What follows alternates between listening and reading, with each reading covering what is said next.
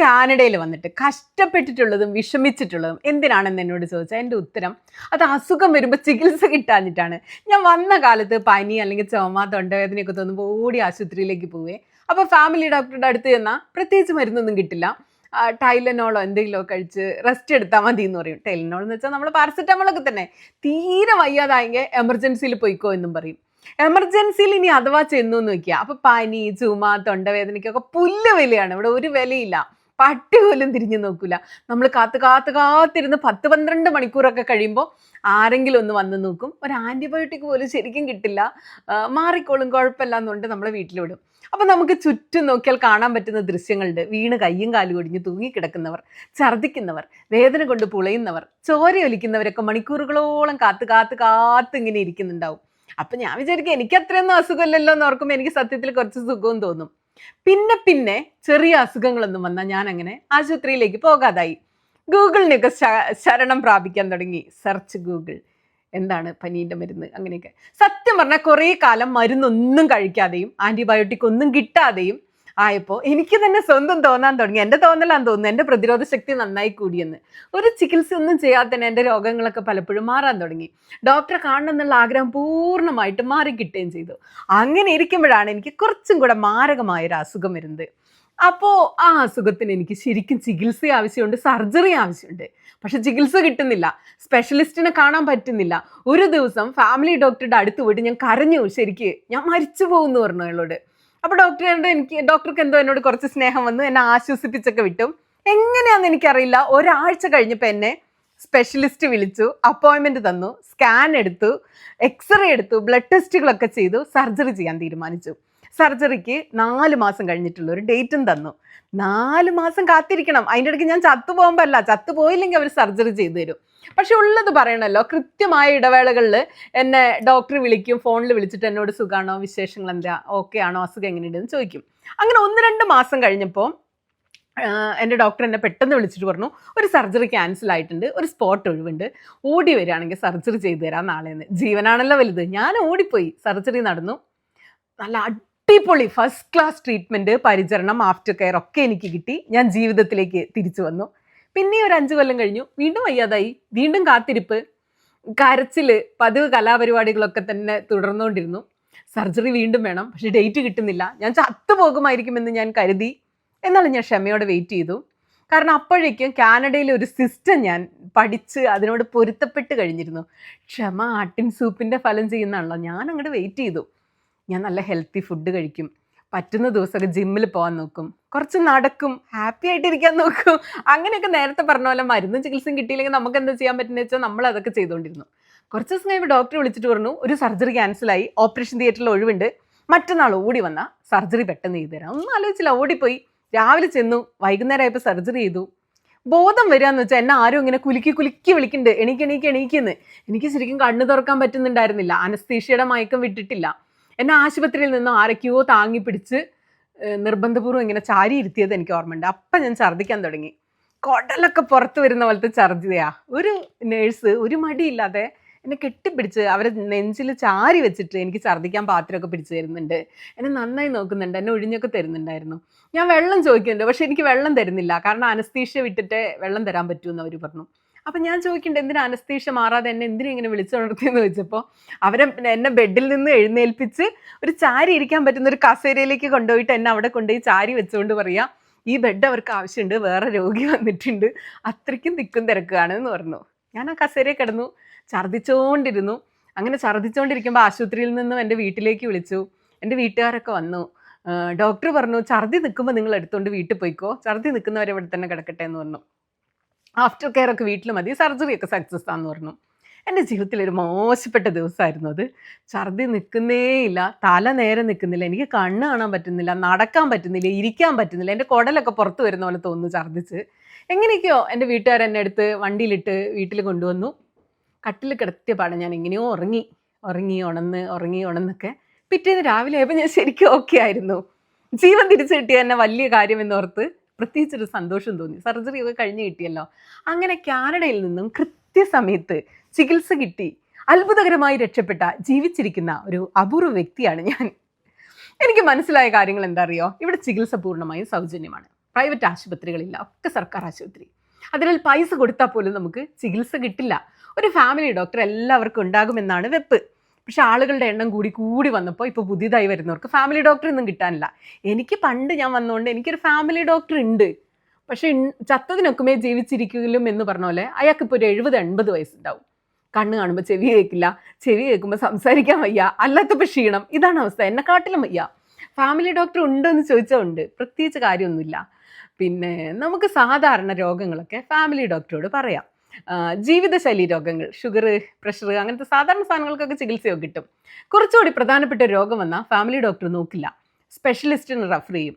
പക്ഷെ അപ്പോയിൻമെൻറ്റ് കിട്ടാൻ ഭയങ്കര പ്രയാസമാണ്. നമ്മൾ കാത്തിരിക്കണം. അപ്പം നമുക്ക് ഒരു ചികിത്സയും കിട്ടില്ല, നമ്മളിങ്ങനെ കാത്തിരിക്കണം. ഇനി നമുക്ക് ഭയങ്കര എമർജൻസി എന്തെങ്കിലും ആണെന്ന് തോന്നിയെന്ന് ഓർക്കുക, നേരെ എമർജൻസി ആശുപത്രികളിലേക്ക് പോയിട്ട് ആശുപത്രിയുടെ എമർജൻസി പോയി വെയിറ്റ് ചെയ്യണം. വെയിറ്റ് ചെയ്യാന്ന് വെച്ചാൽ 5 മണിക്കൂർ മുതൽ 16 മണിക്കൂർ വരെയൊക്കെ വെയിറ്റ് ചെയ്യേണ്ടി വരും. അതിന് മാനസികമായി തയ്യാറെടുത്ത് പോവുകയെ നിവൃത്തിയില്ല, വേറൊരു വഴിയില്ല. എന്നിട്ട് ഡോക്ടർ നമ്മളെ നോക്കും, ചിലപ്പോൾ മരുന്ന് കിട്ടും, സീരിയസ് ആണെങ്കിൽ അഡ്മിറ്റ് ചെയ്യും, ചിലപ്പോൾ അവിടെ നിന്ന് വേറെ സ്പെഷ്യലിസ്റ്റിന് റെഫർ ചെയ്യും. സ്പെഷ്യലിസ്റ്റുകളാണ് നമുക്ക് ശരിക്കും ട്രീറ്റ്മെൻറ്റും സർജറിയും ഒക്കെ ചെയ്യുക. ഇതൊക്കെയാണ് കാനഡയിലെ ഒരു അവസ്ഥ. ചികിത്സ പൂർണ്ണമായും സൗജന്യമാണ്. പക്ഷേ സൗജന്യമായി കിട്ടുന്നത് മുഴുവൻ നല്ലതല്ല. വെറുതെ കിട്ടിയാൽ മണ്ണെണ്ണയും കുടിക്കും നമ്മളുള്ള, അത് അത്ര നല്ലതല്ല എന്ന് കാനഡയിലെ ഹെൽത്ത് സിസ്റ്റം നോക്കിയാൽ മനസ്സിലാവും. പൈസ കൊടുത്താലും വേണ്ടില്ല, ചികിത്സ കിട്ടിയാൽ മതി എന്നായിരിക്കും എല്ലാവരുടെയും മനസ്സിൽ. രോഗമില്ലെങ്കിൽ പ്രശ്നമൊന്നുമില്ല കേട്ടോ, ആരോഗ്യം ഉണ്ടെങ്കിൽ. ഇപ്പം എനിക്ക് രോഗം മാറിയപ്പോൾ എനിക്ക് പ്രശ്നമൊന്നുമില്ല, നല്ല സുഖമാണ്. പക്ഷെ കാനഡയിൽ വരും മുമ്പ് നിങ്ങൾ അറിഞ്ഞിരിക്കേണ്ട ഒന്നാമത്തെ കാര്യം ഇവിടുത്തെ ആരോഗ്യ സംവിധാനങ്ങളെക്കുറിച്ചാണ്. നിങ്ങൾ എന്തെങ്കിലും ഒരു അസുഖമുള്ള ആളാണെങ്കിൽ, സ്ഥിരമായി ഡോക്ടറെ കാണേണ്ട ഒരു ആവശ്യമുള്ള ആളാണെങ്കിൽ, പ്രതിരോധ ശക്തി കുറവുള്ള ആളാണെങ്കിൽ, നിങ്ങൾ കാനഡയിൽ വന്നാൽ കരഞ്ഞു മെഴുകി പോകും. ഒരു രക്ഷയില്ല, നിങ്ങൾ കഷ്ടപ്പെടും, ഇവിടെ ചികിത്സ കിട്ടില്ല. ചികിത്സ കിട്ടണമെങ്കിൽ നിങ്ങൾ മണിക്കൂറുകളോളം, ദിവസങ്ങളോളം, മാസങ്ങളോളം, ചിലപ്പോൾ 1 വർഷമൊക്കെ കാത്തിരിക്കേണ്ടി വരും. എന്നിട്ടും നിങ്ങൾ ജീവനോടെ ബാക്കിയുണ്ടെങ്കിൽ ഉറപ്പായും നിങ്ങൾക്ക് ലോക നിലവാരത്തിലുള്ള മികച്ച ചികിത്സ കിട്ടും. Was heard saying that I do not feel a pulse. So basically, the hospital administration, the employees of Grey Nuns Hospital have basically killed my husband Prashant Shri Kumar by not providing him timely medical help. And the security was so rude that instead of addressing the cause, they said, ma'am, you are being very rude. So basically, it is okay for them to kill a human being and to tell the wife that you are being rude. ഈ കരയുന്ന സ്ത്രീ കാനഡയിലെ ആൽബർട്ടയിലെ ഒരു ആശുപത്രിയിൽ emergency ഡിപ്പാർട്ട്മെന്റിൽ 8 മണിക്കൂർ ചികിത്സയ്ക്കായി കാത്തിരിക്കേണ്ടി വന്ന് ചികിത്സ കിട്ടാതെ മരിച്ചുപോയ പ്രശാന്ത് ശ്രീകുമാറിന്റെ ഭാര്യയാണ്. ഈ അടുത്ത ദിവസം നെഞ്ചുവേദന വന്നു, ആശുപത്രിയിൽ വന്നു. 8 മണിക്കൂറാണ് നെഞ്ചുവേദന വന്ന്, അറ്റാക്കാണോ സംശയം ഉണ്ടായിട്ടും കാത്തിരിക്കേണ്ടി വന്ന്, ഡോക്ടറെ കണ്ടപ്പോഴേക്കും അറ്റാക്ക് വന്ന് മരിച്ചു. വിശ്വസിക്കാൻ പറ്റുന്നുണ്ടോ നിങ്ങൾക്ക് ഇങ്ങനെയൊക്കെ സംഭവിക്കും? സത്യമാണ്. ഇവിടെ ഡോക്ടറെ കാണാൻ 8 മണിക്കൂർ, 10 മണിക്കൂർ, 16 മണിക്കൂറൊക്കെ അറ്റാക്ക് ആണെങ്കിൽ പോലും എമർജൻസിയുടെ മുമ്പിൽ ചിലപ്പോൾ കാത്തിരിക്കേണ്ടി വരും. കിഡ്നി സ്റ്റോണും കൊണ്ട് ആളുകൾ കരഞ്ഞുകൊണ്ടിരിക്കുന്നതാണ്. എന്നിട്ടും ചിലപ്പോൾ ചികിത്സ കിട്ടാതെ പ്രശാന്ത് ശ്രീകുമാറിനെ പോലെ മരിച്ചു പോകും. ഈ കഴിഞ്ഞ 2025 ഡിസംബർ 22 ക്രിസ്മസിന്റെ 2-3 ദിവസം മുമ്പാണ് പ്രശാന്ത് അച്ഛൻ്റെ കൈ പിടിച്ച് എനിക്ക് വേദന സഹിക്കാൻ പറ്റുന്നില്ല അച്ഛാന്നും പറഞ്ഞിട്ട് ആശുപത്രിയിലിരുന്ന് കരഞ്ഞു മരിച്ചു പോയത്. ഇതൊരു ഒറ്റപ്പെട്ട സംഭവമല്ല. കാനഡയിൽ ഇങ്ങനത്തെ ഒരുപാട് സംഭവങ്ങൾ നടക്കുന്നുണ്ട്. ഇന്ത്യക്കാർ മരിക്കുമ്പോൾ നമ്മൾ വലിയ ബഹളമൊക്കെ ഉണ്ടാക്കും, ഒച്ച വെച്ച് കരയും പ്രതിഷേധിക്കുകയൊക്കെ ചെയ്യുന്നതുകൊണ്ട് ഇതൊക്കെ ഒന്ന് വാർത്തയെങ്കിലും ആകും. സത്യം പറഞ്ഞാൽ ഇവിടുത്തെ ആളുകളും ഇങ്ങനെ മരിക്കുന്നുണ്ട്, അതൊന്നും ചർച്ചയാവാറില്ല, നമ്മളൊന്നും അറിയാറ് പോലും ഇല്ല എന്നുള്ള സത്യം. കാരണം അവർ നമ്മളെപ്പോലെ ബഹളം വെക്കുന്നില്ല എന്തോ കാര്യം കൊണ്ട്. 2024 സാന്ദ്ര സലീം എന്നൊരു കുട്ടി ക്യാൻസർ വന്നിട്ട് കൃത്യമായ ചികിത്സ കിട്ടാതെ മരിച്ചപ്പോഴും നമ്മളൊക്കെ ഭയങ്കര ബഹളം വെച്ചു. എന്നിട്ടും ഒരു മാറ്റമൊന്നും ഉണ്ടായില്ല. വീണ്ടും ആളുകൾ മരിക്കുന്നു, ആശുപത്രിയിൽ പോയി കാത്തിരിക്കുന്നു. എനിക്ക് മനസ്സിലാവാത്ത കാര്യം എന്താ അറിയോ, ഇവിടെ ഇപ്പോൾ തെരഞ്ഞെടുപ്പ് വരികയെന്ന് ഓർക്കുക. അപ്പോൾ ക്ലൈമറ്റ് ചേഞ്ച്, പ്രകൃതി സംരക്ഷണം ഒക്കെ ഭയങ്കര ഇലക്ഷൻ ക്യാമ്പയിൻ വിഷയങ്ങളാണത്. ഇവിടെ ഇമിഗ്രൻസ് വന്നിട്ട് ഞങ്ങൾക്ക് വീടില്ല, ജോലിയില്ല എന്ന് പറഞ്ഞിട്ട് തദ്ദേശീയർ ഇവിടെ റാലി നടത്തുന്നുണ്ട്. എന്നാൽ മര്യാദയ്ക്ക് ഒരു ചികിത്സ കിട്ടാൻ വേണ്ടി, പുതിയ ആശുപത്രികൾ ഉണ്ടാകാൻ വേണ്ടി, ഡോക്ടർമാരുണ്ടാകാൻ വേണ്ടി ഒരു റാലിയും പ്രതിഷേധവും ഇവിടെ കാര്യമായിട്ട് ഞാൻ ഇതുവരെ കണ്ടിട്ടില്ല. അതെന്തായിരിക്കുന്നത് എനിക്ക് മനസ്സിലായിട്ടില്ല. നമുക്ക് ഈ കാര്യങ്ങളെക്കുറിച്ചൊക്കെ ഇതിനെക്കുറിച്ച് അറിയാവുന്ന ഒരാളോട് കൂടി ഒന്ന് സംസാരിക്കാം. കാനഡയിൽ രജിസ്റ്റേർഡ് നേഴ്സായിട്ട് ജോലി ചെയ്യുന്ന 10 വർഷത്തോളമായി കാനഡയിലുള്ള ജിതിൻ ലോഹിയാണ് നമ്മളോടൊപ്പം ചേരുന്നത്. ജിതിൻ ആരോഗ്യ മേഖലയുമായി ബന്ധപ്പെട്ട അത്യാവശ്യ സംഘടനാ പ്രവർത്തനങ്ങളൊക്കെ നടത്തുന്ന ആളാണ്. കേരളത്തിലും നേഴ്സായി ജോലി ചെയ്തിട്ടുള്ള ആളാണ്. ജിതിൻ്റെ അനുഭവങ്ങളും കണ്ട കാഴ്ചകളും ഒക്കെ നമുക്ക് ചോദിക്കാം. ജിതിൻ കാനഡയിലും കേരളത്തിലും നേഴ്സായിട്ട് ജോലി ചെയ്തിട്ടുണ്ട്. ഇപ്പൊ കാനഡയിൽ നിന്ന് വരുന്ന വാർത്ത, ഇവിടെ ചികിത്സ കിട്ടാതെ ഒരാള് ഹാർട്ട് അറ്റാക്ക് വന്ന് മരിച്ചതും അയാള് ചികിത്സയ്ക്ക് വേണ്ടി 8 മണിക്കൂർ വെയിറ്റ് ചെയ്തൊക്കെയാണ്. ഈ ഒരു വാർത്ത കേൾക്കുമ്പോൾ എന്താ തോന്നുന്നത്? നമ്മുടെ നാട്ടിലെ കേരളത്തിലെ ഒരാൾ എന്നുള്ള രീതിയിൽ ചിന്തിക്കുമ്പോൾ ഭയങ്കര ഷോക്കിംഗ് ആണ്. കാരണം നമ്മൾക്ക് സങ്കല്പിക്കാൻ പോലും പറ്റാത്ത രീതിയിലാണ് ആള് മരണപ്പെട്ടത്. കാരണം 8 മണിക്കൂർ ചികിത്സ കിട്ടാതെ എമർജൻസിയിൽ ഇരുന്നു കൊണ്ട് മരിക്കുക എന്ന് പറയുന്നത് നമ്മൾ മലയാളികൾക്ക് അല്ലെങ്കിൽ ഇന്ത്യയിലുള്ളവർക്ക് ചിന്തിക്കാനും പോലും പറ്റില്ല. നമ്മളെ കേരളത്തിലൊക്കെ പെട്ടെന്ന് ചെന്ന ഉടനെ ചികിത്സ കിട്ടുന്നതാണല്ലോ. അപ്പോൾ ഇതാണ് കാനഡയിലെ ആർക്കും ഈ ഒരു വാർത്ത അത്ഭുതം ഉണ്ടാക്കും തോന്നുന്നില്ല, കാരണം ഇവിടെ ഇങ്ങനെയാണ്. പിന്നെ ഒരു ചെറിയ സജഷൻ ഉള്ളത് എന്താ വെച്ചാല്, പ്രത്യേകിച്ച് ഈ ഹെൽത്ത് കെയർ സിസ്റ്റത്തിനെ പറ്റി കുറച്ച് അറിയുന്നതുകൊണ്ട് ആർക്കെങ്കിലും ഇതുപോലെ ചെസ്റ്റ് പെയിനോ എമർജൻസിയോ തോന്നുകയാണെങ്കിൽ എനിക്കൊന്ന് വോക്കിനായിട്ട് എമർജൻസിയിലേക്ക് പോകുന്നത് നല്ലത്. 911 വിളിച്ചിട്ട് പോകുന്നതാണ്. കാരണം ആംബുലൻസ് വരുന്നു, അവർ തന്നെ ECG എടുക്കുന്നു, നമ്മളെ പ്രശ്നം ഏകദേശം അവർക്ക് അറിഞ്ഞ് അവർ ഡയറക്റ്റ് ആയിട്ട് അവരാണ് നമ്മളെ ഹാൻഡ് ഓവർ ചെയ്യുന്നത്. നമ്മളെ എമർജൻസി പോയി ഇതുപോലെ ട്രൈ ചെയ്യുന്ന നേഴ്സിന്റെ അവരത് മിസ് ചെയ്തിട്ടുണ്ടെങ്കിൽ നമ്മളെ ലൈഫ് ഇതുപോലെ നഷ്ടപ്പെടും. അത് അങ്ങനെ പോയാലും പെട്ടെന്ന് കയറാൻ പറ്റുന്നല്ല, പക്ഷെ ഇതിനേക്കാളും ബെറ്റർ ആയിട്ട് നമുക്ക് ആംബുലൻസ് വിളിച്ച് പോകുന്നതായിരിക്കും. ഇനി ആരെങ്കിലും ഇതുപോലെ ചെസ്റ്റ് പെയിൻ എമർജൻസി തോന്നിയാൽ തീർച്ചയായിട്ടും നിങ്ങൾക്ക് നേരിട്ട് പോകാൻ പറ്റുന്നുണ്ടെങ്കിൽ കൂടെ 911 വിളിച്ചിട്ട് പോയാൽ കുറച്ചുകൂടെ പെട്ടെന്ന് നമുക്ക് ഉള്ളിൽ കയറാൻ പറ്റുമായിരിക്കും. എത്രമാത്രം സീരിയസ് ആയ അസുഖങ്ങൾക്കാണ് നമുക്ക് 911 വിളിക്കാൻ പറ്റുന്നത്? നമുക്ക് സ്വന്തം തോന്നിയാൽ നമുക്ക് മതിയോ എല്ലാം സീരിയസ് ആണ് നമുക്ക് തോന്നിയാൽ മതിയോ? മതി നമുക്ക്. കാരണം പിന്നെ അവര് വിളിക്കുമ്പോൾ അവരും ഒന്ന് അതിന്റെ നോക്കും നമ്മൾ സീരിയസ്, അപ്പൊ അതിനനുസരിച്ച് പെട്ടെന്നാണ് അവർ അവൈലബിലിറ്റി അനുസരിച്ചാണ് ആംബുലൻസ് വിടുന്നത്. ജിതിന് എന്തെങ്കിലും ആവശ്യങ്ങൾക്ക് അതാണ് കാര്യം. ഹോസ്പിറ്റലിൽ പോകേണ്ടി വന്നിട്ടുണ്ടോ? ഒരു കാര്യമായ അസുഖം വന്ന് ഹോസ്പിറ്റലിൽ പോകേണ്ടി വന്നിട്ടുണ്ടോ? ഉണ്ടെങ്കിൽ എന്തായിരുന്നു അനുഭവം? 2 അനുഭവമുണ്ട്. അതില് ഒന്ന്, നമ്മളെ ചില ആളുകള് ഇത് പറയുമ്പോഴാണ് ഏറ്റവും എത്രത്തോളം അപകടകരമാണ് അല്ലെ അപ്രോച്ചബിൾ അല്ല കാനഡയിലെ ഹെൽത്ത് സിസ്റ്റം നമുക്ക് മനസ്സിലാവുക. എന്നെ ചിലപ്പോൾ ആളുകൾ, ഞാൻ നാട്ടിലെ നഴ്സിംഗ് സംഘടനാപരമായിട്ടൊക്കെ പ്രവർത്തിച്ച് ഒരുപാട് ആളുകൾക്ക് എന്നെ അറിയാം, ഹെൽത്ത് കെയറിലുള്ള നഴ്സുമാർക്കൊക്കെ. അപ്പൊ ചില ആളുകൾ എന്നെ വിളിക്കും, ജിതിനെ ഇന്ന ഹോസ്പിറ്റലിൽ ആളുണ്ടാവും. നമ്മൾ നാട്ടിൽ അങ്ങനെയാണല്ലോ, എന്തെങ്കിലും ആവശ്യം ഉണ്ടെങ്കിൽ നാട്ടിൽ ഒരാളെ സഹായം ഉണ്ടെങ്കിൽ ഉള്ളിൽ ഒരുപാട് ഹെൽപ്പ് ഒക്കെ. ഇതുപോലെ കാനഡയിൽ ഹെൽപ്പ് കിട്ടുമെന്ന് ഈ മേഖലയെ കുറിച്ച് കൂടുതൽ അറിയാത്ത ആളുകളുണ്ട്. അപ്പൊ അവർ വിളിക്കും, ഇന്ന ഹോസ്പിറ്റലിൽ ആളുണ്ടോ. പക്ഷെ അപ്പൊ അവരോടൊക്കെ ഞാൻ പറയുന്ന ഒരു സ്റ്റോറി ഉണ്ട്, അതോടുകൂടി അവർക്ക് കാര്യമൊക്കെ മനസ്സിലാവും. ഞാൻ എമർജൻസിയിൽ വർക്ക് ചെയ്യുന്ന സമയത്ത് 2011 എനിക്കൊരു കിഡ്നി സ്റ്റോണിന്റെ പെയിൻ വന്നു. ഞാൻ ഈ പറഞ്ഞ ഒരു 2 മണിക്ക് അവിടെ പോയി. പെയിൻ എന്ന് പറഞ്ഞു കഴിഞ്ഞാൽ അറിയാലോ, കിഡ്നി സ്റ്റോണിന്റെ പെയിൻ സഹിക്കാനേ പറ്റില്ല. ഞാൻ അവിടെ എമർജൻസിയിൽ ഇരുന്നു, കിടന്നു, ഛർദിച്ചു, പെയിൻ കൊണ്ട് ഉരുളാണ്. ആലോചിക്കണം, ഞാൻ വർക്ക് ചെയ്യുന്ന ആ സമയത്ത് വർക്ക് ചെയ്യുന്ന ഹോസ്പിറ്റലിലെ എമർജൻസിക്ക് ഉള്ളിൽ അവിടുത്തെ സ്റ്റാഫായ എന്റെ കോർട്ടേഴ്സ് ആണ് ഉള്ളിൽ വർക്ക് ചെയ്യുന്നത്, എനിക്ക് അറിയുന്ന ഡോക്ടേഴ്സ് ആണ്, ഞാൻ അവിടുത്തെ എംപ്ലോയി ആന്ന് പറഞ്ഞിട്ടും 8 മണിക്കൂർ കഴിഞ്ഞു എനിക്കൊന്ന് ഉള്ളിൽ കയറാൻ. അപ്പൊ ഞാൻ പറഞ്ഞു, ഞാൻ തന്നെ ഹോസ്പിറ്റലിൽ ഞാൻ വർക്ക് ചെയ്യുന്ന സമയത്ത് പോയപ്പോ എന്നെ 8 മണിക്കൂർ വെയിറ്റ് ചെയ്യിപ്പിച്ചു. അപ്പൊ അപ്പൊ അതിന്റെ ഒരു ഭീകരത മനസ്സിലാവുമല്ലോ. ഇതാണ് ഇതിന്റെ ഒരു അല്ല, അവസ്ഥ. അപ്പോ കൂടെ പിന്നെ ജോലി ചെയ്യുന്ന ഡോക്ടേഴ്സിനോട് പറയാൻ ശ്രമിച്ചോ എനിക്ക് വയ്യാന്ന്? അപ്പൊ അവരെന്താ റെസ്പോണ്ട് ചെയ്യുന്നത്? അവിടെ ഇല്ല, ഉള്ളിൽ നമുക്ക് അവരെ കാണാൻ പറ്റില്ല, അവിടെ ഡോർ ഉണ്ട്, വെളിയിലാണല്ലോ. അപ്പൊ ഞാൻ അവിടെ സ്റ്റാഫിനോട് പറയുമ്പോൾ അവർ ട്രയാജ് ചെയ്യുന്നുണ്ട്. അപ്പൊ നമ്മൾ അവർ ലീസ്റ്റ് പ്രയോറിറ്റിയാണ് ഇടുന്നത്. 1-2 ഡോക്ടേഴ്സ് ഒക്കെ ഉണ്ടാവുള്ളൂ എമർജൻസിയിൽ. അപ്പൊ ഏതെങ്കിലും ഒരു എമർജൻസി കേസ് വന്നാൽ ഡോക്ടേഴ്സ് ഫുൾ ബിസി ആയി. അപ്പം ഈ പേഷ്യന്റിനെ ഇത് പോയി കയറി ഇറങ്ങാനുള്ള ഒരു സമയം അവർക്ക് കിട്ടുന്നില്ല. കാരണം 2 ഡോക്ടേഴ്സ് ഉണ്ടാവുള്ളൂ. ആ 2 ഡോക്ടേഴ്സ് എമർജൻസിയിൽ ബിസി ആയി കഴിഞ്ഞാൽ അവിടെ ഹാൻഡിൽ ചെയ്യാൻ ആളില്ല, അവിടെ മൊത്തം സിസ്റ്റം ബ്ലോക്ക് ആവുകയാണ്. കാരണം നമ്മളെ ആളുകൾ കാനഡയിൽ നമ്മുടെ നാട്ടിലെ OP സിസ്റ്റം ഇല്ലല്ലോ. ആകെയുള്ളത് ഫാമിലി ഫിസിഷ്യനും അല്ലെങ്കിൽ സ്പെഷ്യലൈസ്, അതൊക്കെ അപ്പോയിന്റ്മെന്റ് ബേസിസിലൊക്കെ. എന്നിട്ട് എത്ര മണിക്കൂർ വെയിറ്റ് ചെയ്തു? 8 മണിക്കൂറോ? എത്ര മണിക്കൂർ വെയിറ്റ് ചെയ്തു? 8 മണിക്കൂർ വെയിറ്റ് ചെയ്തു എനിക്ക് ഉള്ളിൽ കയറാൻ. എന്നിട്ട് കയറി കഴിഞ്ഞപ്പോ ഇതാണ്, ഉള്ളിൽ കയറി കഴിഞ്ഞാൽ ട്രീറ്റ്മെന്റ് നമ്മളെ എമർജൻസിയാണ്, അവരനുസരിച്ച് ചെയ്തോളൂ. ഉള്ളിൽ എത്തിപ്പെടുക എന്നുള്ളതാണ് നമ്മളെ ഏറ്റവും വലിയ ചലഞ്ച്.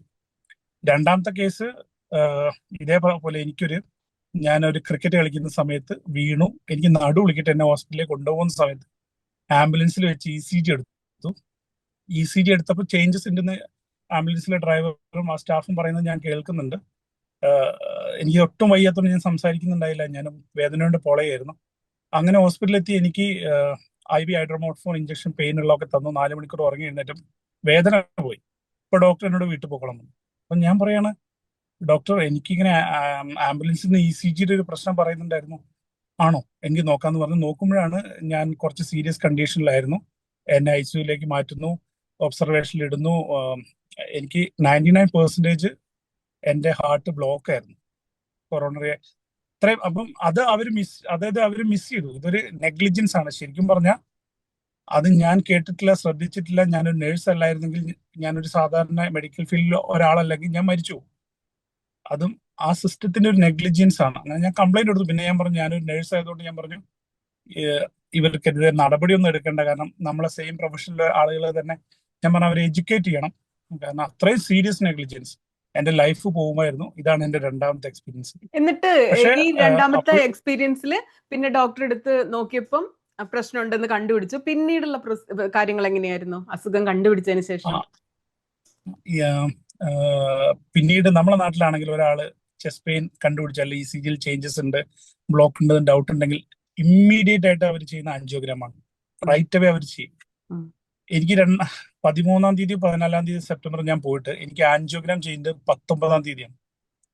അതുവരെ അവരിങ്ങനെ അവിടെ ഒബ്സർവേഷനിൽ മറ്റേ ഇതൊക്കെ ഒബ്സർവേഷനിലാണ് എല്ലാം ഇട്ടിട്ടുണ്ടെങ്കിൽ കൂടെ 6-7 ദിവസം എടുത്തു ICU അവിടെ ഞാൻ അഡ്മിറ്റ് ആയിട്ട് പോലും എനിക്ക് ആൻജിയോഗ്രാം ചെയ്യാൻ വേണ്ടിയിട്ട്. അത്രയ്ക്കും എനിക്കറിയാം. എൻ്റെ സുഹൃത്തുണ്ട് കാനഡയിൽ നായഗ്രയിൽ തന്നെ, ജോജി എന്ന് പറഞ്ഞ പുള്ളിക്കാരന് ഇതുപോലെ എക്കോ എടുത്തപ്പോൾ ഈ ബ്ലോക്കിന്റെ ECGയിലെ എക്കോയിലൊക്കെ ബ്ലോക്കിന്റെ സാധ്യത ഉണ്ട്.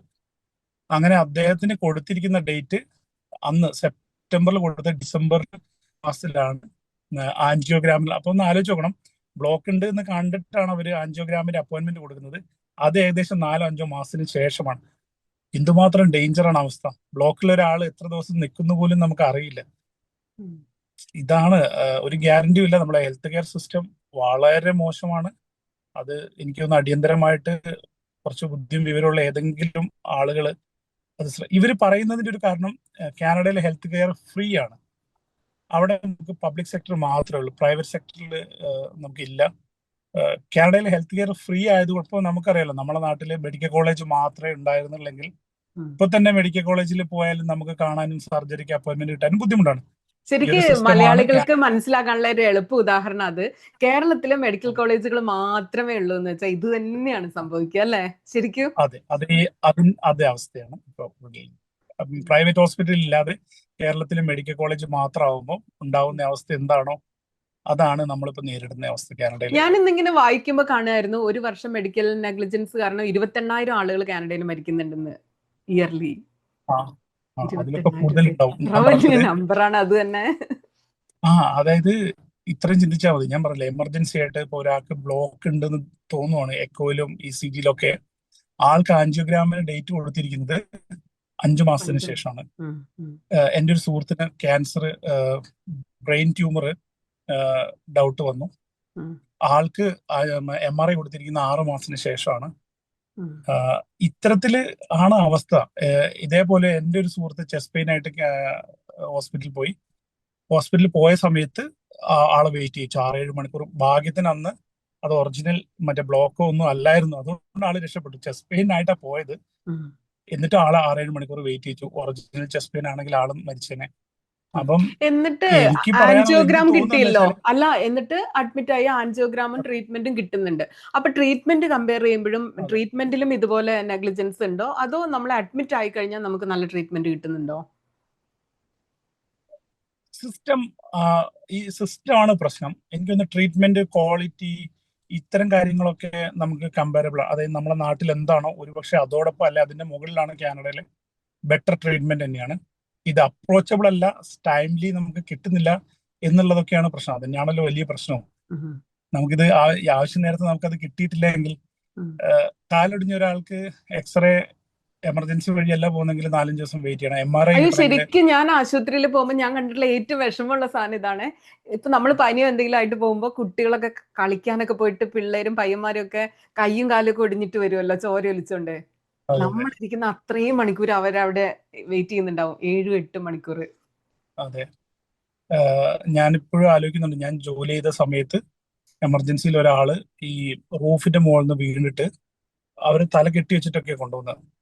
കെട്ടിവെച്ച് കൊണ്ടുവന്ന് അവർ ഒരുപാട് നേരം വെളിയിൽ വെയിറ്റ് ചെയ്ത് ഉള്ളിൽ കയറിയപ്പോൾ അത് തുറന്നപ്പോഴേക്ക് ബ്ലഡ് ഇങ്ങനെ പൈപ്പും തുറന്നിട്ടുന്ന പോലെ പോവായിരുന്നു. ഇങ്ങനത്തൊക്കെ നമുക്ക് ചിന്തിക്കാൻ പോലും പറ്റാത്ത ഒരവസ്ഥയാണ് മെഡിക്കൽ സിസ്റ്റം കാനഡയിൽ. ഇതൊരു ജെന്യൂൻ ആയിട്ടുള്ള, പിന്നെ ഏറ്റവും കൂടുതൽ ബുദ്ധിമുട്ടുന്നത് കുട്ടികളാണ്. നമുക്കൊക്കെ പിന്നെയും സഹിക്കാം, മനസ്സിലാക്കാം. അമ്മമാരും ഈ പാരന്റ്സ് ഏറ്റവും കൂടുതൽ വേദനിക്കുന്നത് കുഞ്ഞുങ്ങൾക്ക് വയ്യാതാവുമ്പോൾ പ്രോപ്പറായിട്ട് കെയർ കൊടുക്കാൻ പറ്റാത്ത അവസ്ഥയാണ് ഏറ്റവും ദയനീയം. കാരണം കുട്ടിക്ക് വയ്യ, പനിച്ചു കിടക്കുന്നു, ഡോക്ടറെ അടുത്ത് പോയി പറയും ഫീവർ, കുഴപ്പമില്ല, മരുന്ന് നമ്മളിവിടെയാണ് ആന്റിബയോട്ടിക് അല്ലെങ്കിൽ പ്രോപ്പറായിട്ട് ഒന്ന് ചെക്ക് ചെയ്യുമ്പോൾ തന്നെ ഇത് ഫാമിലി ഫിസിഷ്യന്റെ അടുത്ത് പോയാൽ പറയും കുഴപ്പമില്ല പനിയാണ്. ഹോസ്പിറ്റലിൽ പോയാൽ ഈ പറഞ്ഞതിന്റെ വേറൊരു എക്സ്ട്രീം ലെവലാണ്. മൈൻഡേ ചെയ്യില്ല, ഏറ്റവും ലീസ്റ്റ് പ്രയോറിറ്റി പനി പോയിക്കോ. അത്രയും അവർ കെയർലെസ് ആണ്. ഈ പനിയൊന്നും അവർക്ക് ഈ ഹാർട്ട് അറ്റാക്ക് വന്നിട്ട് ഒരാൾ 8 മണിക്കൂർ വെയിറ്റ് ചെയ്ത് അദ്ദേഹത്തിന് മരിക്കേണ്ടി വന്നെങ്കിൽ പനിയോ അല്ലെ മറ്റു കാര്യങ്ങളോ പോകുമ്പോൾ അവരിതൊന്നും മൈൻഡേ ചെയ്യുന്നില്ല. എന്റെ ഞാനൊക്കെ ഉണ്ടല്ലോ കാനഡയിൽ വന്ന് ആദ്യ കാലത്ത് പനി, തൊണ്ടവേദന, ചുമ എന്നൊക്കെ പറഞ്ഞിട്ട് പോകാറുണ്ടായിരുന്നേ. പക്ഷെ കുറച്ചു കാലം കഴിഞ്ഞപ്പോ എനിക്ക് മനസ്സിലായി അവര് പറയും ടൈലനോൾ വാങ്ങി കഴിക്കുന്നല്ലേ നമ്മളെടുത്ത് പറയുന്നത്, എന്നിട്ട് റെസ്റ്റ് എടുക്കുക അല്ലെങ്കിൽ കഫ് സിറപ്പ് എന്ന് പറയല്ലോ. അപ്പൊ 5 ദിവസം കഴിയുമ്പോ നമ്മൾ അസുഖം സ്വന്തം പോകുന്നതായിട്ട് പിന്നെ ഞാൻ കണ്ടുപിടിച്ചു. അതിനുശേഷം ഈ അടുത്ത കാലത്തൊന്നും പനിയെന്നോ ചുമ എന്നും പറഞ്ഞ ആശുപത്രിയിലേക്ക് പോയിട്ടേ ഇല്ല. ഇത് നമ്മൾ പറയുമ്പോ ഇത് കേൾക്കുന്ന നാട്ടിലുള്ള ആളുകളൊക്കെ പെട്ടെന്ന് അല്ല, പറയാൻ എന്നിട്ട് ഞാനൊരു കാര്യം ചോദിക്കട്ടെ, എന്നിട്ടും എന്തുകൊണ്ടാണ് നമ്മൾ രണ്ടുപേരും ഇവിടെ നിൽക്കുന്ന, എന്തിനാ ഇത്രയും കഷ്ടപ്പെട്ട്? അല്ല, ഈ ഒരു ചോദ്യമാണ് ഞാൻ പറയാൻ വന്നത്. കാരണം നമ്മൾ ഈ കമന്റ്സ് കാണുമ്പോഴേ ഇതിപ്പോ അദ്ദേഹം മരിച്ചത് ട്രീറ്റ്മെന്റ് കിട്ടാഞ്ഞിട്ടാണ്. അതിന്റെ ഇടയിലും കമന്റ്സ് വായിച്ചു നോക്കുമ്പോൾ നിങ്ങൾക്കൊക്കെ അതിന് വേണം, നിങ്ങൾ കാനഡയിൽ കിടക്കുമല്ലേ, നിങ്ങൾക്ക് ഇങ്ങ് പോന്നാ എന്തിന്. പക്ഷെ ക്വാളിറ്റി ഓഫ് ലൈഫ് ഈ ഒരു ഹെൽത്ത് കെയർ സിസ്റ്റത്തിന്റെ അപാകത ഉണ്ടെങ്കിലും ഇപ്പൊ ശമ്പളം ഇപ്പൊ നാട്ടിൽ ഒരു നഴ്സിന് 15,000 മുതൽ 25,000 അല്ല 30,000 രൂപ വരെ കിട്ടുന്നുണ്ടെങ്കിൽ ഈ ഒരു ശമ്പളം ഒരു ദിവസം അവിടെ കിട്ടുന്നുണ്ടല്ലോ. അവിടുത്തെ നഴ്സിന് ജോലി ചെയ്ത ഒരു ദിവസത്തെ ശമ്പളമാണ് ഈ 500 to 1,000 ഡോളേഴ്സ് ഒക്കെ കിട്ടും. അപ്പൊ നാട്ടിൽ ഒരു മാസത്തെ ശമ്പളം കാനഡയിൽ ഒരു ദിവസത്തെ ശമ്പളമാണ്. ഇപ്പൊ എല്ലായിടത്തും ബുദ്ധിമുട്ടുണ്ട്. അപ്പൊ നമ്മളെ സംബന്ധിച്ചിട്ട് ഈ ഹെൽത്ത് കെയർ സിസ്റ്റം നാട്ടിൽ ഒരുപാട് കാര്യങ്ങൾ ചേഞ്ച് ആക്കാൻ പറയുന്നത് പോലെ അവിടെ നിന്നുകൊണ്ട് ആ സിസ്റ്റത്തിന്റെ പോരായ്മകൾ തിരുത്തിക്കാനുള്ള ശ്രമങ്ങളാണ് നമ്മൾ അവിടെ നടത്തേണ്ടത്. കാനഡയിൽ എന്തുകൊണ്ടാണ് അങ്ങനെ ആയത്? എന്തുകൊണ്ടാണ് നമ്മളിപ്പോ ഒരു ആശുപത്രിയിൽ പോയാൽ നമുക്ക് ഇത്രയും വൈകി ചികിത്സ കിട്ടുന്നത്? കാനഡയില് ഹെൽത്ത് സിസ്റ്റം നല്ലതാണ് അല്ലെങ്കിൽ സൂപ്പർ ആണെന്ന് നമ്മൾ പറഞ്ഞു കഴിഞ്ഞാൽ നമ്മളെ കാനഡയിലെ മലയാളികൾ തന്നെ വന്ന് തല്ലും. കാരണം നമ്മൾ എന്തൊക്കെ പറഞ്ഞാലും കാനഡ എന്ന രാജ്യത്ത് ഏറ്റവും കൂടുതൽ ഇംപ്രൂവ് ചെയ്യേണ്ട മേഖല ഹെൽത്ത് കെയർ ആണ്. കാരണം ഇവിടെ എല്ലാം ഡിലേ ആണ്. കാരണം ഇപ്പൊ നമുക്കറിയാം, കഴിഞ്ഞ ദിവസം ഒരാള് മരണപ്പെട്ടത് ചെസ്റ്റ് പെയിൻ വന്ന് എമർജൻസിയിൽ ഇരുന്നു, 12 മണിക്ക് എത്തി, രാത്രി 8 മണി വരെ അദ്ദേഹം വേദന കൊണ്ട് പൊളഞ്ഞ് അവിടെ വീണു. ഒരുപാട് ചെസ്റ്റ് പെയിന്റെ എല്ലാ സിംറ്റംസ് ഉണ്ടായിട്ടും നിങ്ങൾക്ക് അങ്ങനത്തെ ഒരു പ്രശ്നമില്ല എന്ന് പറഞ്ഞ് ആരും മൈൻഡ് ചെയ്യുന്നില്ല. അപ്പൊ ഫാമിലിക്ക് ഒത്തിരി കരഞ്ഞു പറഞ്ഞിട്ടും അവർ മൈൻഡ് ചെയ്തില്ല. അദ്ദേഹം മരണപ്പെട്ടു. അതിനുശേഷം അദ്ദേഹത്തിന്റെ ഭാര്യ ഇട്ട ഒരു വീഡിയോ ആണെന്ന് ലോകമെമ്പാടും വൈറലായിക്കൊണ്ടിരിക്കുന്നതും കാനഡയുടെ ഹെൽത്ത് സിസ്റ്റത്തിനെ തുറന്ന് കാണിക്കുകയാണ്. അപ്പം ഇങ്ങനെ ഒരു അവസ്ഥയിലേക്ക് കാനഡ എത്തുന്നത് എനിക്ക് തോന്നുന്നു ഇമിഗ്രേഷൻ ഒരുപാട് ആളുകൾ വരുന്നു. കാനഡയിൽ ഒത്തിരി ആളുകൾ കൂടിയിട്ടുണ്ട് കഴിഞ്ഞ ഒരു 8 വർഷത്തിനുള്ളിൽ. കാനഡയിലേക്ക് ഒത്തിരി പോപ്പുലേഷൻ, പക്ഷെ ഇതിനനുസരിച്ചുള്ള ഹെൽത്ത് കെയറിലെ ഇൻഫ്രാസ്ട്രക്ചർ ഇവർ കൂട്ടിയിട്ടില്ല. ചുരുക്കി പറയുകയാണെങ്കിൽ ഹോസ്പിറ്റൽ വർദ്ധിക്കുന്നില്ല. മുന്നേ ഉണ്ടായിരുന്ന എന്താണോ അതേ ഹോസ്പിറ്റൽ തന്നെയാണ് ഉള്ളത്. പിന്നെ ഉള്ളൊരു കാനഡയുടെ ഹെൽത്ത് കെയറിലെ ഒരു പ്രധാന പ്രശ്നം എന്ന് പറഞ്ഞു കഴിഞ്ഞാൽ ഫിസിഷ്യൻസ്, ഡോക്ടേഴ്സിന്റെ ഭയങ്കര ഷോർട്ടേജ്. നഴ്സസ് ഉണ്ട്, ഇപ്പൊ അത്യാവശ്യത്തിനൊക്കെ ഉണ്ട്, പക്ഷെ ഇവര് ഹയർ ചെയ്യുന്നില്ല. ഇപ്പോഴും ഹോസ്പിറ്റൽ ഈ ജോലി ഇല്ലാതെ ഇപ്പൊ നമ്മുടെ നാട്ടിൽ നിന്നൊക്കെ നഴ്സുമാർ ചോദിക്കുന്നുണ്ട് കാനഡയിലേക്ക് ജോബ് വേക്കൻസിന്റെ പരസ്യം കാണുന്നു. പക്ഷെ അവര് മനസ്സിലാക്കേണ്ട, ഇപ്പൊ കാനഡയിൽ ജോലി ഇല്ലാത്ത നഴ്സുമാർ നിരവധിയാണ്. 10,000-കണക്കിന് നഴ്സുമാർക്ക് പണ്ടൊക്കെ രജിസ്ട്രേഷൻ RN ആവുക എന്നുള്ള പാടായിരുന്നു രജിസ്ട്രേഷൻ കിട്ടാൻ. ഇപ്പൊ കോവിഡിന് ശേഷം കുറച്ച് ലീനിയന്റ് ആക്കി കുറെ നിയമങ്ങളൊക്കെ മാറ്റിയതിനു ശേഷം ഒത്തിരി നഴ്സുമാര് ജോലി അന്വേഷിച്ച് നടപ്പാണ്. അപ്പൊ ഹെൽത്ത് കെയറിൽ ഇവിടെ ഷോർട്ടേജ് നമുക്ക് പറയാൻ പറ്റില്ല. കാരണം അവർക്ക് വേണമെങ്കിൽ ഹയർ ചെയ്യാം, നഴ്സുമാർ ഇഷ്ടംപോലെ ഉണ്ട്. പക്ഷെ അവർ ഏത് വർഷമാണ് കാനഡയിൽ ജോലിയായിട്ട് വരുന്നത്? ആ സമയത്തെ അവസ്ഥ ഇപ്പോഴത്തെ അവസ്ഥയും തമ്മിൽ എന്താ വ്യത്യാസമുള്ള? ഏത് വർഷം വരുന്നത്? ഞാൻ 2016 വരുന്നത്. 2020 കൂടിയാണ് എനിക്ക് ലൈസൻസ് കിട്ടുന്നത്. ഞാൻ RN രജിസ്റ്റേർഡ് നഴ്സ് ആവുന്നത്. ആദ്യമായിട്ട് വർക്ക് ചെയ്തത് നയഗ്ര ഹെൽത്തില്, നയഗ്ര ഹോസ്പിറ്റൽ എമർജൻസി ഡിപ്പാർട്ട്മെന്റിലാണ്. കുറച്ചു നാളെ അവിടെ ഹോസ്പിറ്റലിൽ വർക്ക് ചെയ്തിട്ടുള്ളൂ. അപ്പം എന്താണ് വ്യത്യാസം എന്ന് ചോദിച്ചു കഴിഞ്ഞാൽ, നമ്മൾക്ക് കാനഡയിൽ ഓൾഡ് ഏജ് പോപ്പുലേഷൻ കൂടുതലാണ്. ഓൾഡ് ഏജ് പോപ്പുലേഷൻ ആണ് അവിടുത്തെ കൂടുതൽ. അപ്പം റിട്ടയർമെന്റ് ഹോംസിൽ ബെഡ് ഇല്ലെങ്കിൽ ഹോസ്പിറ്റൽ സ്റ്റേ കൂടും. അപ്പൊ ഇവര് പോയെങ്കിലല്ലേ അടുത്ത ആളുകൾക്ക് ഇവിടെ കയറുള്ളൂ. അപ്പം വീടുകളിൽ ഇവരെ നോക്കാനുള്ള നഴ്സുമാരുടെ ഷോർട്ടേജ്, ആ കാലത്ത് നല്ല ഷോർട്ടേജ് ഉണ്ടായിരുന്നു. ഇപ്പൊ നഴ്സസ് ഇഷ്ടംപോലെ ഉണ്ട്, ഡോക്ടേഴ്സ് ഇല്ല. അതായത് ഇവിടുത്തെ ലൈസൻസിങ് ഇന്റർനാഷണൽ ആയിട്ട് ഇപ്പൊ കേരളത്തിൽ നിന്നും ഇന്ത്യയിൽ നിന്നൊക്കെ വരുന്ന ഒരുപാട് ഡോക്ടേഴ്സ് കാനഡയിൽ ഉണ്ട്.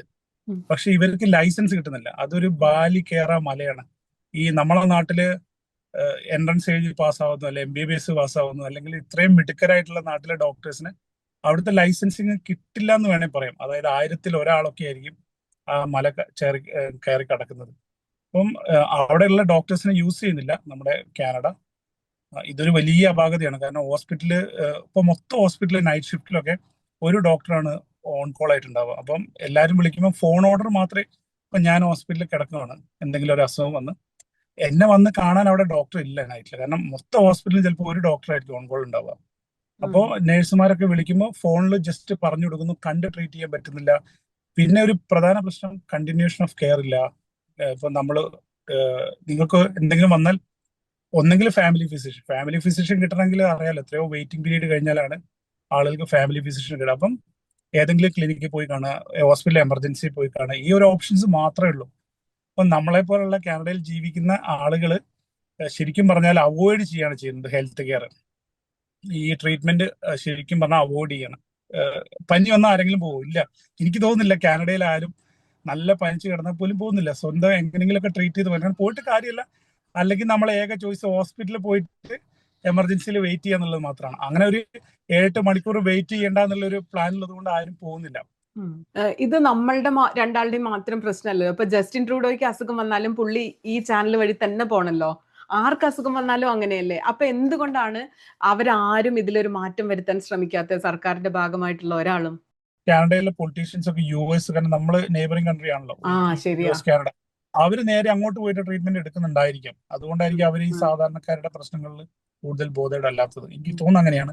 കാരണം നമുക്കും വേണേൽ US-ലെ ഇൻഷുറൻസ് എടുത്തു കഴിഞ്ഞാൽ വയ്യാണ്ടായപ്പോ, ഞാനൊക്കെ നയഗ്രയിലാണ് താമസിക്കുന്നത്, വേണമെങ്കിൽ ബോർഡർ ക്രോസ് ചെയ്ത് നേരെ പാലം കടന്ന് അപ്പുറം പോയാൽ ട്രീറ്റ്മെന്റ് കിട്ടും അല്ലേ? ട്രീറ്റ്മെന്റ് കിട്ടും. അപ്പൊ അവര് കനേഡിയൻസിനെ ഒക്കെ അവര് ഏത് രാജ്യത്തുള്ളവരെയും ട്രീറ്റ് ചെയ്യും? അമേരിക്കയില് അവിടെ ഇൻഷുറൻസ് ഉണ്ടെങ്കിൽ ഇപ്പൊ ഇതേപോലെ തന്നെ. പക്ഷെ ഭയങ്കര എക്സ്പെൻസീവ് അല്ലേ അമേരിക്കയിലെ ട്രീറ്റ്മെന്റ്? നമുക്ക് താങ്ങാൻ പറ്റുന്നില്ല, അപ്പുറം ചെലവല്ലേ? ഇൻഷുറൻസ് ഉണ്ടെങ്കിൽ കിട്ടും, നമ്മൾ ഇൻഷുറൻസ് എടുക്കണം. ഇതിന്റെ കുറെ കാര്യങ്ങൾ. ആ പോപ്പുലേഷൻ കൂടിയപ്പോ സ്റ്റിൽ പണ്ടത്തെ 10 അല്ലെങ്കിൽ 20 വർഷം മുമ്പുള്ള ഹോസ്പിറ്റൽസേ ഉള്ളൂ. ഡബിൾ ആയി പോപ്പുലേഷൻ. ഇപ്പോഴും കാനഡയിലെ ഹെൽത്ത് കെയർ ഇൻഫ്രാസ്ട്രക്ചർ വലുതായിട്ടില്ല. പിന്നെ ഡോക്ടേഴ്സ് പണ്ടെത്രയാണോ ഉള്ളത് അതേ ഈ നമ്പേഴ്സ് തന്നെയാണ് ഇപ്പോഴും ഡോക്ടേഴ്സ് ഉള്ളത്. അപ്പൊ ഇത്രയും വലിയ പോപ്പുലേഷനെ മാനേജ് ചെയ്യാനുള്ള ഒരു കപ്പാസിറ്റി ഉള്ള ഡോക്ടേഴ്സ് നമ്പേഴ്സ് ഇല്ല ഇപ്പോഴും. നമുക്കറിയാം നമ്മുടെ നാട്ടിൽ OP സിസ്റ്റം ഉണ്ട്, അവിടെ ഇല്ല. അവിടെ ഉള്ള തന്നെ ഡോക്ടേഴ്സ് ഓഫീസൊക്കെയാണ് അവിടെ. അപ്പൊ വേറൊരു എക്സാമ്പിൾ പറയാം. എനിക്ക് ആൻജിയോപ്ലാസ്റ്റി കഴിഞ്ഞിട്ട് ഉടനെ നമുക്ക് നെക്സ്റ്റ് കാർഡിയോളജിസ്റ്റിനെ കാണണമല്ലോ, ബാക്കി കാര്യങ്ങൾ. എനിക്ക് അപ്പോയിന്റ്മെന്റ് തന്നിരിക്കുന്നത് ഞാൻ ഒക്ടോബറിൽ എനിക്ക് സെപ്റ്റംബറിൽ കഴിഞ്ഞിട്ട് എനിക്ക് തന്നത് ഈ മാർച്ചിലാണ് എന്റെ കാർഡിയോളജി അപ്പോയിന്റ്മെന്റ് ഫസ്റ്റ്. 2026 വരാൻ പോകുന്ന മാർച്ചിലോ? ഈ മാർച്ചിലാണ് എനിക്ക് ആൻജിയോപ്ലാസ്റ്റി കഴിഞ്ഞ് എനിക്ക് ഡോക്ടേഴ്സിന്റെ അപ്പോയിന്റ്മെന്റ് കിട്ടി. അപ്പൊ എന്നിട്ട് ഞാൻ എന്ത് ചെയ്തു, എനിക്ക് അത്രയും കാത്തിരിക്കാൻ വയ്യാത്തതുകൊണ്ട് ഇപ്പൊ നാട്ടിൽ വന്നു, ഒന്നും കൂടെ കാര്യങ്ങളൊക്കെ ചെയ്യണം. അപ്പൊ ഇതാണ് ഇൻഫ്രാസ്ട്രക്ചർ. പിന്നെ ഓൾഡ് ഏജ് പോപ്പുലേഷൻ, ഇവർ എത്രയും പെട്ടെന്ന് അടിയന്തരമായിട്ട് ചെയ്യേണ്ടതായിട്ട് എനിക്ക് തോന്നുന്നത് ഡോക്ടേഴ്സിന്റെ ലൈസൻസിങ് സിസ്റ്റം ഒന്ന് ഈസി ആക്കുക.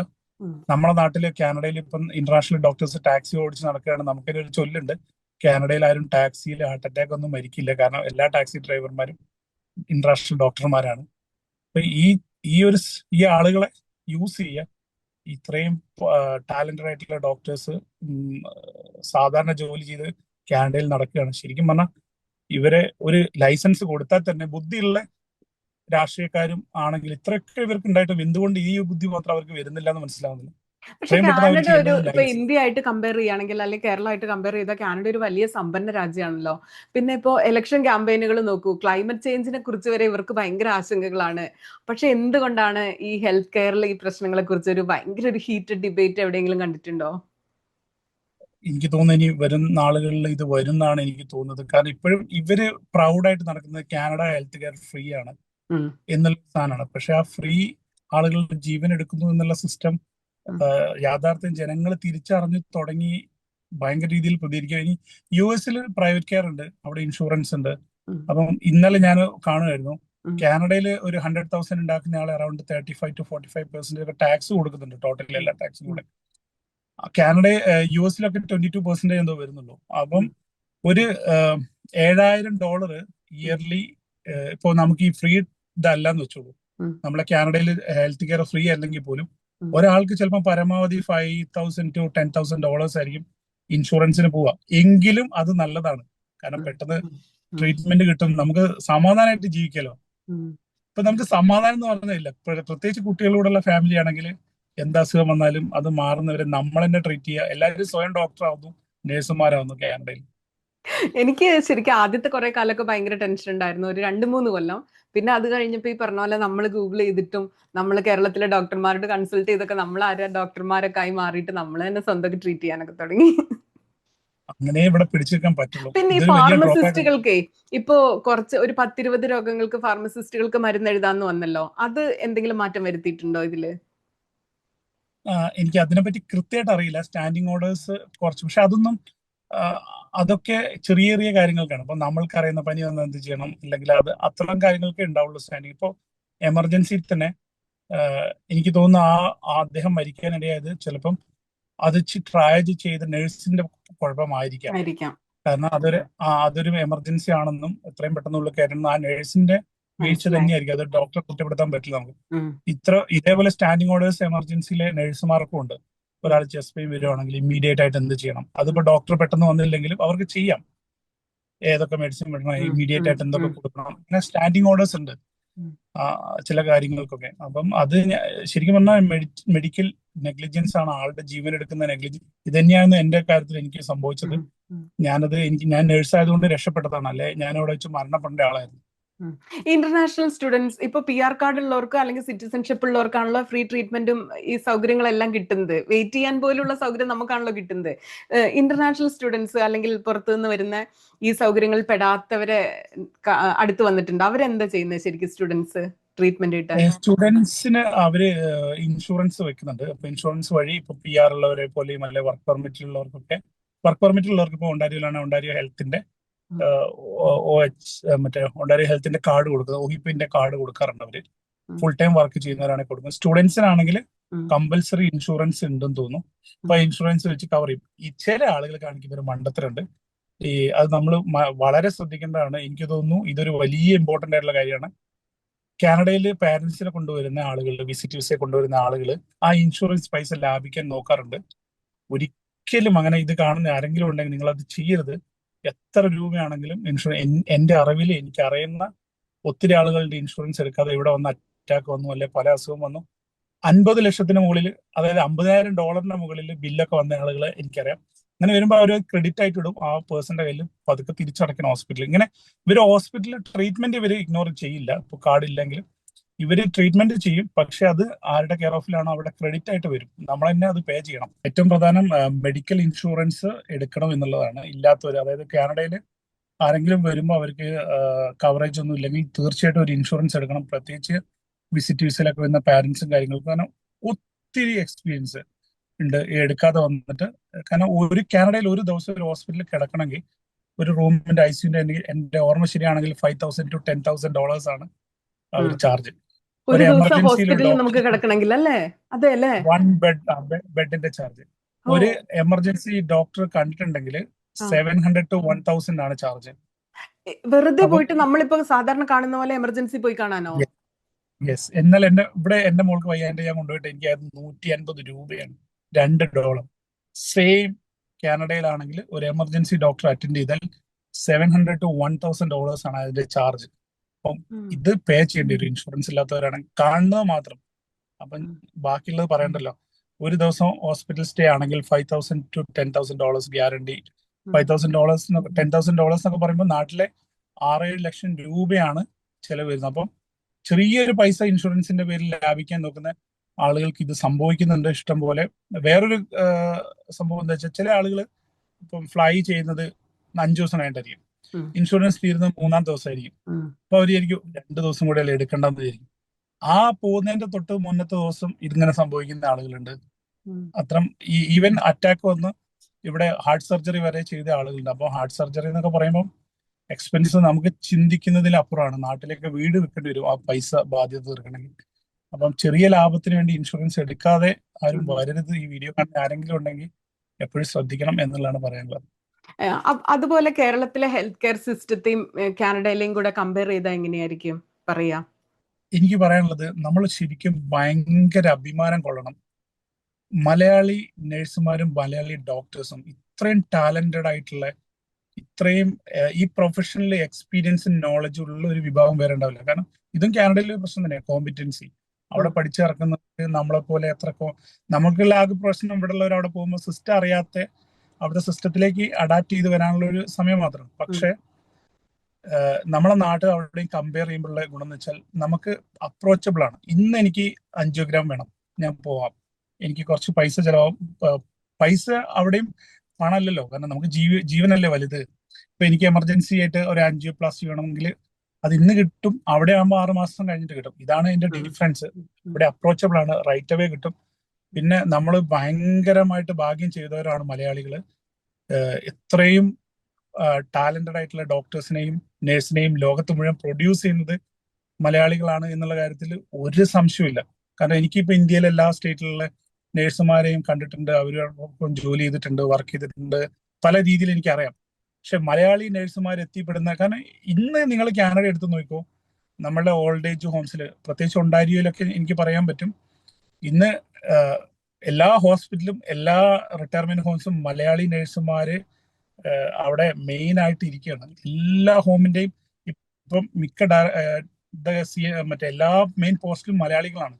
ഇപ്പൊ ഹെൽത്ത് കെയറിൽ കാനഡയിൽ മലയാളികളെ കയ്യിലേക്ക് വരുന്ന സമയം വിദൂരമല്ല. അതിന്റെ സൈനൊക്കെ ഇപ്പോൾ ഓൾറെഡി കണ്ടു. എല്ലാ റിട്ടയർമെന്റ് ഹോംസിലും മെയിൻ പോസ്റ്റിൽ ഇരിക്കുന്നത്, മിക്ക ഹോസ്പിറ്റലും ഇപ്പം മെയിൻ പോസ്റ്റുകളിലേക്ക് വരുന്നത് മലയാളികളാണ്. ഈവൻ എനിക്ക് തോന്നുന്നുണ്ട് നമ്മൾ പരിചയപ്പെടുത്തേണ്ട ഒരു നേഴ്സ് ഉണ്ട് ഹാമിൽട്ടൺ ഹെൽത്ത് കെയറിൽ. ഹാമിൽട്ടൺ ഹെൽത്ത് കെയർ ഭയങ്കര വലുതാണ്. അവിടെ ഏതൊരു വലിയ പോസ്റ്റിൽ ഏതൊരു മലയാളി നേഴ്സ് ഇരിപ്പുണ്ട്. ഇപ്പം ഡയറക്ടർ ജനറലോ എന്തോന്നായിട്ട് വലിയ പോസ്റ്റിൽ അവിടെ ഇരിപ്പുണ്ട് ഒരു മലയാളി. അത് കേരളത്തിലെ പിന്നെ ഹെൽത്ത് കെയറിന്റെ ഗുണം തന്നെയാണ് അല്ലേ? ഇവിടുത്തെ കോളേജുകളൊക്കെയും ബെറ്റർ ആണോ? കേരളത്തിലെ നഴ്സിംഗ് കോളേജുകള്, മെഡിക്കൽ കോളേജുകള്? ഒരു സംശയം വേണ്ട, best number 1 in the world എന്ന് വേണമെങ്കിൽ. എന്നിട്ട് ആ ഡോക്ടേഴ്സ് അല്ലേ ഇവിടെ വന്നിട്ട് ലൈസൻസ് കിട്ടാൻ നടക്കുന്നത്, അവിടെ പഠിച്ച? അതെ അതെ, എത്രയോ ആളുകൾ. കഴിഞ്ഞ ദിവസം കൂടെ എന്റെ സുഹൃത്ത് പറയുന്ന ഒരു ഡോക്ടർ വന്നു, അവര് ഇത്രയും ബുദ്ധിമുട്ടാന്ന് അവര് പ്രതീക്ഷിച്ചില്ല. അവര് പറയാണ്, ഞങ്ങൾ ഇനി ജീവിതകാലം മുഴുവൻ നോക്കിയാൽ ഇവിടെ ലൈസൻസ് കിട്ടില്ല, അത്രയും കോംപ്ലിക്കേറ്റഡ് ആണ്, ടഫാണ്, ഞങ്ങൾ തിരിച്ചു പോകുന്നു. അത്രയ്ക്കും ടാലന്റ് ആയിട്ടുള്ള ഇന്ന് ആലോചിച്ചോണം, നമ്മുടെ നാട്ടിലെ ഡോക്ടേഴ്സിനെ ഈവൻ MBBS കഴിഞ്ഞ ഉടനെ തന്നെ എനിക്കൊന്ന് അവിടുത്തെ വലിയ ഡോക്ടേഴ്സിന്റെ അത്രയും നോളജിലേക്ക് ഇവര് വരുന്നുണ്ട്. ഇവിടെ ഒരു MBBS കഴിയണമെങ്കിൽ തന്നെ അത്രയ്ക്കും നല്ല മെഡിക്കലായിരിക്കും. എനിക്കെപ്പോഴും ധൈര്യമാണ്, നാട്ടിലൊരാൾ MBBS കഴിഞ്ഞാണെങ്കിൽ ഞാൻ ആള് പറയുന്നത് കേൾക്കും, കാരണം അവരെ ക്വാളിറ്റി നമുക്ക് അറിയാം. MBBS കഴിയണമെങ്കിൽ അവരാ ക്വാളിറ്റി ഉണ്ടായിരിക്കും. അപ്പോ കൂടെ ജോലി ചെയ്യുന്നവരെ വെച്ച് കമ്പയർ ചെയ്താൽ ഏത് സ്ഥലത്തെയാണ് മോശം? ഞാൻ പറയുന്നത് എന്താ വെച്ചാല്, നമ്മളെ കാനഡയിൽ ആർക്കും മോശമാവാൻ കഴിയില്ല. എന്നുവെച്ചാൽ ലൈസൻസ്ഡ് ആണ്. നമ്മളെ നാട്ടിലൊരു ഗുണം എന്താ വെച്ചാല്, ഞാൻ നാട്ടിൽ വർക്ക് ചെയ്യുന്ന നേഴ്സാണ്, എനിക്ക് രജിസ്ട്രേഷൻ ഉണ്ട് നഴ്സിംഗ് കൗൺസിൽ, ഇവിടെ രജിസ്ട്രേഷൻ ഉണ്ട്. ഞാൻ ഹോസ്പിറ്റലിൽ ജോലി ചെയ്യുന്നു, ഞാനൊരു നെഗ്ലിജൻസ് കാണിച്ചു, ചിലപ്പം പേഷ്യന്റ് ഫാമിലി നമ്മളോട് ചൂടാവും, ഇടിക്കും, ഹോസ്പിറ്റലിൽ പ്രശ്നം കൊടുക്കും, അവിടെ തീർന്നു. ഇതാണ് നാട്ടിലെ ഒരു നേഴ്സിന്റെ, അതുകൊണ്ട് എന്തും ചെയ്യാം. അല്ലെ ഡോക്ടേഴ്സ് എന്തെങ്കിലും സംഭവിച്ചു പോയാലും, ചില ആളുകൾ, എല്ലാവരും പെർഫെക്റ്റ് അല്ലല്ലോ, ചില ആളുകൾ എന്തെങ്കിലുമൊക്കെ മിസ്റ്റേക്ക് ഉണ്ടാക്കിയാലും നമ്മൾ പറയാറുണ്ട് രോഗികൾ മരിക്കുന്നു ഡോക്ടേഴ്സിന്റെ പ്രശ്നം കൊണ്ട്, നാട്ടിൽ എത്രയോ അങ്ങനെ കേസുകൾ ഉണ്ടാവുന്നുണ്ട്. അപ്പൊ ഈ കേസുകളിലൊന്നും ഡോക്ടർക്കെതിരെ നടപടി അല്ലെങ്കിൽ ഒന്നും സംഭവിക്കുന്നില്ലല്ലോ. അത് കുറെ പ്രതിഷേധങ്ങളിൽ തീരുന്നു, വാർത്തകളിൽ തീരുന്നു. മറിച്ച് കാനഡയിൽ അങ്ങനെയല്ല.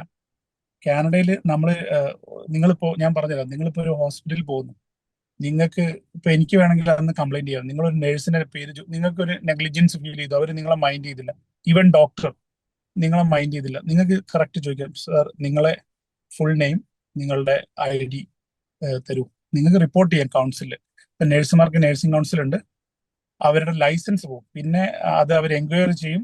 ഈ നേഴ്സുമാർക്ക് അത് തരുന്ന മെന്റൽ പ്രഷറും, അപ്പം കംപ്ലൈന്റ് ഇല്ലാതെ ജോലി ചെയ്യണം എന്നുള്ളതാണ് ഓരോ നേഴ്സും ആഗ്രഹിക്കുന്നത്. അപ്പോൾ ഫേക്ക് കംപ്ലൈന്റ്സ് ഒക്കെ ഒത്തിരി വരുന്നുണ്ട്, സ്യൂ ചെയ്യല്ലോ ഡോക്ടേഴ്സിനും നഴ്സസിനും. അപ്പൊ ഇവരെല്ലാം വളരെ ശ്രദ്ധിച്ചാണ് കാര്യങ്ങൾ ചെയ്യുന്നത്. അപ്പോൾ അതൊരു മെന്റൽ പ്രഷറാണ് അവർക്ക്. നാട്ടിലെ പോലെ എറിഞ്ഞിട്ട്, നമ്മൾ പറയും നാട്ടിലേക്ക് എറിഞ്ഞിട്ട് ഇഞ്ചക്ഷൻ കൊടുക്കും, അല്ലെങ്കിൽ എറിഞ്ഞിട്ട് അങ്ങനെ ഓടി നടന്ന് ചെറിയ മിസ്റ്റേക്ക് വന്നാലൊക്കെ ഓക്കെ. പക്ഷെ അവിടെ അങ്ങനെ ഒരു മിസ്റ്റേക്ക് വന്നാൽ അവിടെ പബ്ലിക്കിന് കംപ്ലൈന്റ് കൊടുക്കാം കൗൺസിലുകളിൽ. അത് ലൈസൻസ് പോകും. എന്റെ ലൈസൻസ് പോയി കഴിഞ്ഞാൽ എനിക്ക് അവിടെ അവരെല്ലാം സസ്പെൻഡ് ചെയ്യും. അന്വേഷണ കാലത്തിൽ നിങ്ങൾക്ക് വർക്ക് ചെയ്യാൻ പറ്റില്ല. അപ്പം ഇതൊരു ഞാണിന്മേൽ കളിയാണ്. ലൈസൻസ് എന്നും പ്രൊട്ടക്റ്റഡ് അല്ല, ഏത് സമയം വേണമെങ്കിലും അത് നഷ്ടപ്പെടാം. കാനഡയിലെ ഹെൽത്ത് കെയർ സിസ്റ്റത്തിൽ നിന്ന് കോപ്പി ചെയ്ത് നമ്മളെ നാട്ടിൽ അപ്ലൈ ചെയ്യണം തോന്നിയ എന്തെങ്കിലും സാധനമുണ്ട്? ഇപ്പോൾ ഫോർ എക്സാമ്പിൾ ഫാമിലി ഡോക്ടർ. ഇപ്പോൾ ഒരു ഫാമിലി ഡോക്ടർ ഉള്ളത് കൊണ്ട് നമ്മളുടെ ഒരു ഫാമിലിയുടെ ഹിസ്റ്ററി ഒക്കെ അറിയാം. നമുക്ക് അത്യാവശ്യം കാര്യത്തിനൊക്കെ ഓടിപ്പോയി കിട്ടുകയാണെങ്കിൽ, ഫാമിലി ഡോക്ടർ ഇപ്പോൾ പലർക്കും കിട്ടുന്നില്ല, പക്ഷെ ഉള്ളവർക്ക് കുറച്ച് നല്ലതാണെന്ന് തോന്നിയിട്ടുണ്ടോ? അതോ നമ്മുടെ നാട്ടിലെ പ്രൈമറി ഹെൽത്ത് സെന്റർ ഗുണം ചെയ്യുന്നുണ്ടോ നമ്മുടെ നാട്ടില്? ഫാമിലി ഡോക്ടറിന്റെ ഗുണം എന്ന് വെച്ച് കഴിഞ്ഞാൽ കണ്ടിന്യൂറ്റി ഓഫ് കെയർ ആണ്. അതായത് ഇപ്പം നമ്മളിപ്പോ നിങ്ങളെ ഫാമിലി ഒരു ഡോക്ടർ, ഫാമിലി ഡോക്ടർ ഉണ്ടെങ്കിൽ ആൾക്കറിയാം അത് നമ്മളൊരു ബൈപ്പാസ് ചെയ്യുന്ന ഒരാളാണ്, ട്രാഫിക് പോലെ. നിങ്ങൾ ആളെ അടുത്ത് പോകുന്നു, എനിക്ക് ഓർത്തോ ഡോക്ടർ കാണാം, അപ്പൊ ആളെ ഓർത്തോന്റെ അടുത്തേക്ക് വിടുന്നു, ആ ഓർത്തോ ഡോക്ടർ ആ റിപ്പോർട്ട് അദ്ദേഹത്തിന് അയക്കുന്നു. അപ്പൊ ആൾക്കറിയാം ഓർത്തോ പരമായിട്ട് നിങ്ങൾക്ക് എന്തൊക്കെ പ്രശ്നമുണ്ട്. അപ്പൊ നിങ്ങൾക്ക് ഗൈനക്കോളജിക്കലായിട്ട് എന്തൊരു കംപ്ലൈന്റ് ഉണ്ടോ, നിങ്ങൾ നേരെ, നിങ്ങൾക്ക് ഒരു ഫാമിലി ഡോക്ടർ ഉണ്ടെങ്കിൽ നേരെ ഗൈനക്കോളജിന്റെ അടുത്ത് അപ്പോയിന്റ്മെന്റ് കിട്ടില്ല. അവർ പറയും നിങ്ങൾ ഫാമിലി ഡോക്ടറെ അടുത്ത് പോകും, ഫാമിലി ഡോക്ടറെ റെഫർ ചെയ്യണം, എന്നിട്ട് അത് വീണ്ടും ഫാമിലി ഡോക്ടർ. അപ്പം ആ ആൾക്ക് നിങ്ങളെ ഹിസ്റ്ററി മൊത്തം അറിയാം. പക്ഷെ അത് എന്തുമാത്രം ഈ നമ്മുടെ നാട്ടിലെ ഓവർ പോപ്പുലേറ്റഡ് ആയിട്ടുള്ള രാജ്യങ്ങളിലൊക്കെ ആ ഒരു സിസ്റ്റം എന്തുമാത്രം വർത്തുന്നത്. കാരണം ഇപ്പൊ തന്നെ നമ്മൾ നോക്കൂ, കാനഡയിൽ പോപ്പുലേഷൻ കൂടുമ്പോഴേക്ക് ഫാമിലി ഡോക്ടർ അവൈലബിലിറ്റി ഇല്ല, ഡോക്ടേഴ്സ് ഇല്ല എന്നുള്ളതാണ് പ്രശ്നം. അപ്പൊ പോപ്പുലേഷൻ കൂടുന്തോറും ആ സിസ്റ്റം ബ്രോക്കൺ ആവും.